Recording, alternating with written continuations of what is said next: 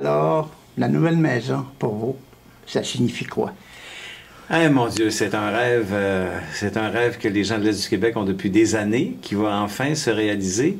Ça fait des années qu'on travaille là-dessus, ça fait des années qu'on y pense, qu'on y croit, et là on est vraiment rendu là à terme. Là. Le grand jour approche, c'est lui le retour. En fait, il y a déjà une première étape de franchie qui était le déménagement de l'édifice de la rue Saint-Jean-Baptiste au nouveau centre de production. Ça s'est fait en fait dans la fin de semaine du 11 et 12 août dernier. On a eu nos premières émissions radio le 13 et la prochaine étape, la grande étape, c'est le retour de la télévision, de la production du téléjournal dans l'Est du Québec le lundi 27 août. Et justement, la télé de l'Est du Québec va revenir dans la région après 22 ans.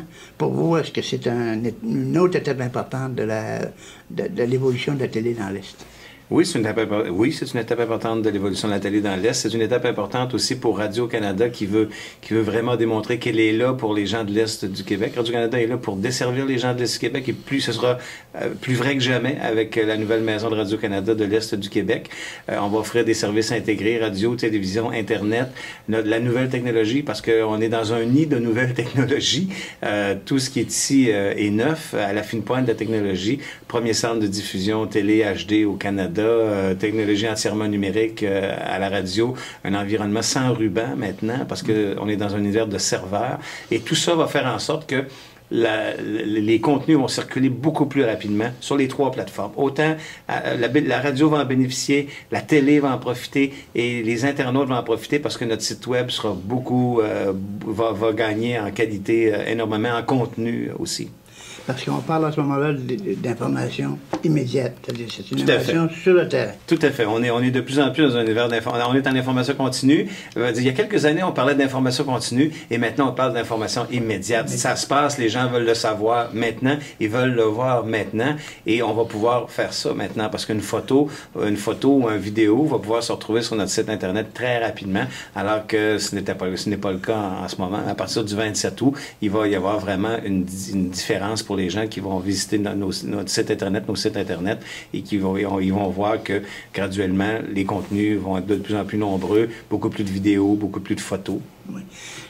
Détaillez-moi un petit peu la façon que ça va fonctionner dans l'Est par rapport aux stations et aux bureaux, par exemple. Bien, chaque bureau demeure autonome. En fait, pour les gens de la Gaspésie et des îles et de la Côte-Nord, ils continuent de faire le travail comme ils le faisaient avant. On a amélioré nos équipements aussi dans ces bureaux-là parce qu'il fallait s'ajuster à la nouvelle technologie du centre de production. Alors, il y a des investissements qui ont été faits. On a également ajouté des ressources journalistiques sur la Côte-Nord, des ressources de production ici à Rimouski, mais le travail journalistique va continuer à se faire dans les trois régions comme il se faisait avant, va même être amélioré par l'ajout de ressources, qu'elles soient journalistiques ou de ressources de production. Et ça va converger vers Rimouski pour aller sur le site Internet et tout ça. Oui. Et là, justement, vous parlez de convergence, des fois c'est un terme employé à plusieurs choses. À ce moment-là, est-ce que ça vous permet, disons, de faire ce qu'on appelle un événement important qui se passe en dehors du téléjournal à la radio, ça se fait? Est-ce qu'il y a une intervention télé qui pourrait survenir, par exemple? Tout à fait. Ça, c'est pas impossible. Si jamais il y avait, par exemple, des inondations dans l'Est du Québec, ce qui nous est arrivé il y a 2 ans, on pourrait, par exemple, demander du temps d'antenne sur le web, par exemple, parce que d'ici, on peut faire de la diffusion web. On aurait également les moyens de faire de la production télé, parce qu'on a une équipe de production maintenant qui pourrait nous permettre de faire de la production télé.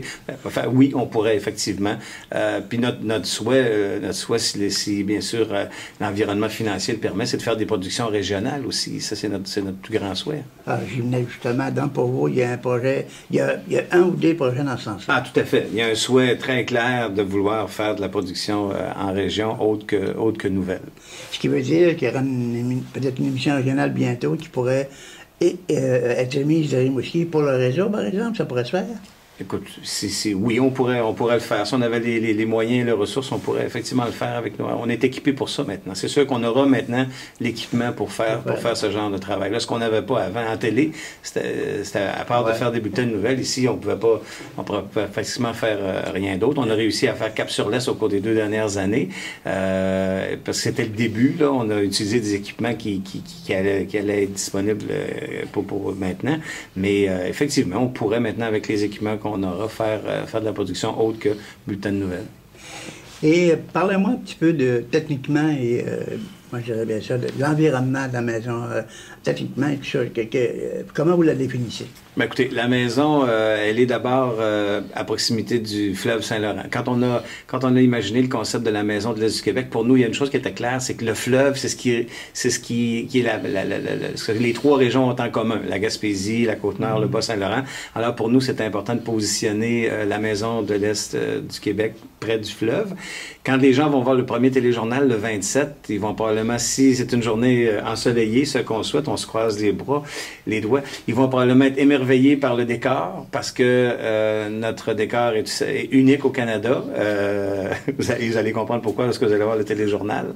Alors pour nous, c'était important de positionner la maison à bordure du fleuve parce que c'est ce qu'on a en commun puis c'est ce que les gens vont voir assez rapidement.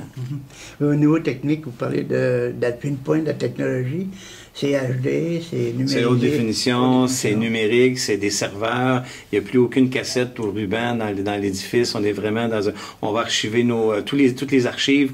Autrefois, les archives, c'était conservé sur cassette. Maintenant, ça va être conservé dans un serveur numérisé, conservé dans un serveur. Ce qui permet... C'est très pratique là, et théorique, mais ce qui va permettre aux journalistes d'aller chercher des contenus beaucoup plus rapidement pour les insérer dans un reportage ou dans une émission, par exemple. Alors, on est vraiment là dans un univers technologique très avancé et les gens s'amusent parce que déjà, là, ils sont en formation depuis quelques semaines et les gens découvrent les possibilités. Parce que la théorie, c'est une chose, mais la pratique, c'en est une autre. Et là, les gens découvrent les immenses possibilités que ça va pouvoir apporter. Puis ça, ben, en bout de ligne, ce sont les auditeurs, les internautes et les téléspectateurs qui vont en profiter parce que on va faire les choses beaucoup plus rapidement et beaucoup plus efficacement aussi. Monsieur Langlois, détaillez-moi en quelques mots qu'est-ce qui va se passer à partir d'aujourd'hui jusqu'au 29. Mais là, en ce moment, on est dans la phase des rodages télé. La radio est en onde depuis lundi. Il reste quelques petites choses à corriger au niveau technique, mais c'est presque la radio, ça fonctionne. Les émissions sont en onde, tout va bien. Il reste quelques petits détails, mais on est vraiment dans les détails. Alors, la radio, on peut dire que la transition de la radio dans le nouveau centre de production, c'est réussi, c'est fait. Là, maintenant, on entre dans une phase de rodage intensif pour la télévision. Alors, à partir de ce soir et jusqu'au 26 août inclus, il y aura une émission pilote sur les journaux de l'Est du Québec tous les soirs pratiquement pour que l'équipe justement puisse apprivoiser le nouveau studio, apprivoiser la technologie, les nouvelles façons de faire et pour que le 27, ben, ils soient déjà confortables dans leurs souliers, comme on peut dire. C'est de faire le plus d'exercices possible pour que le 27, les gens arrivent en onde avec une aisance qu'on devrait normalement trouver dans un bulletin de nouvelles quotidien. Okay. Et pour ce qui est de pour l'accès au public, le public est invité à visiter les installations le 29. Tout à fait. Il y aura une porte ouverte. En fait, le 29, c'est la cérémonie, le mercredi 29, c'est la cérémonie d'ouverture officielle, de façon protocolaire. Alors, on va pouvoir venir visiter les nouvelles installations. Le public va venir visiter les nouvelles installations de 16h à 20h cette journée-là. Il y aura des vedettes qui sont ici. Je pense à Ricardo, Chartisser, Philippe Lagu, il m'en manque France Castel aussi qui seront là. Okay. Et puis des gens de la haute direction de Radio-Canada qui seront là aussi. Mais il y a d'autres événements aussi qui vont marquer parce qu'il y a beaucoup de festivités là, entourant l'ouverture de la Maison de Radio-Canada du Québec. Il y a les gens de l'Union fait la force qui vont être à Rimouski le 25 et 26. Oui. Ils vont venir enregistrer 15 émissions de l'Union fait la force ici à l'hôtel Rimouski. Et le 24 au soir, les gens vont pouvoir rencontrer Patrice Lécuyer et l'équipe de l'Union fait la force au Carrefour Rimouski. Et puis ils vont venir enregistrer 15 émissions où les gens qui sont en vedette seront des gens de l'Est du Québec, les trois régions de l'Est du Québec, et ça va être diffusé dans je pense que c'est la 2e semaine de septembre à l'antenne nationale de Radio-Canada. Ce qui veut dire que Radio-Canada, le cœur c'est nous. Ah, Radio-Canada, le cœur c'est vous. Ben, le cœur c'est vous. Le cœur c'est vous. Et pour vous? Ben, le cœur c'est nous, mais le cœur c'est vous. Et pour vous, c'est une... en fait, le cœur, ce qui fait battre notre cœur, ce sont les gens. Nous, on travaille pour les citoyens. Quand on accepte, moi, je suis un journaliste de métier, mais quand on accepte de travailler dans les médias, nos clients, ce sont les citoyens. Je veux dire, on travaille pour les citoyens, on est là pour les représenter, on est là pour poser les questions à leur place, on est là pour leur rendre compte de ce qui est important, des enjeux qui les touchent et tout ça. Alors, c'est ça, Radio-Canada Est du Québec. Et ce sera davantage ça à partir du 27 août prochain.